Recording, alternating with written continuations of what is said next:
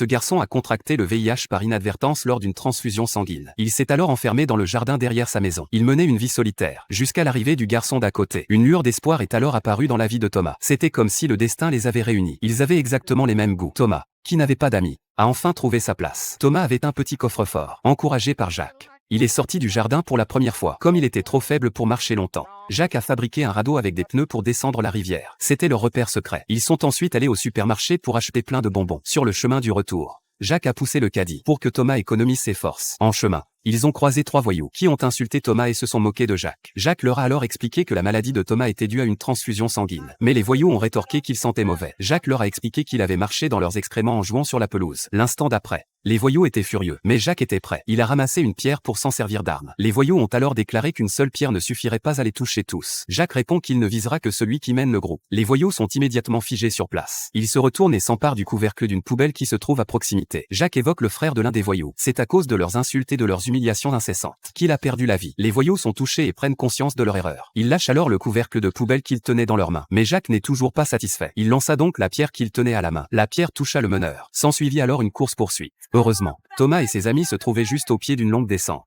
ce qui leur permit d'échapper à la poursuite des voyous. Le soir, Jacques dîna chez les matos. Thomas et sa mère avaient conclu un pacte, desquels le surprendrait à se tirer les cheveux. Elle devrait verser 30 cents à Jacques. C'est ainsi que sa petite cagnotte s'est constituée. Parfois, la mère de Thomas était très mélancolique, car le sida finirait tôt ou tard par emporter la vie de son fils. Pour guérir cette maladie, Jacques décida d'appliquer une méthode vue à la télévision. Il mit au point une thérapie à base de bonbons, car la mère de Thomas ne lui permettait de manger que végétarien, alors que Jacques adorait les sucreries et n'était jamais malade. Ils pensèrent que c'était peut-être là le secret pour guérir le sida. Jacques a commencé à prendre la température de Thomas, et lui a fait goûter toutes sortes de combinaisons de bonbons, sucettes et chewing-gum, chocolat et guimauve. Finalement, Jacques a mangé trop de bonbons et s'est levé au milieu de la nuit pour vomir.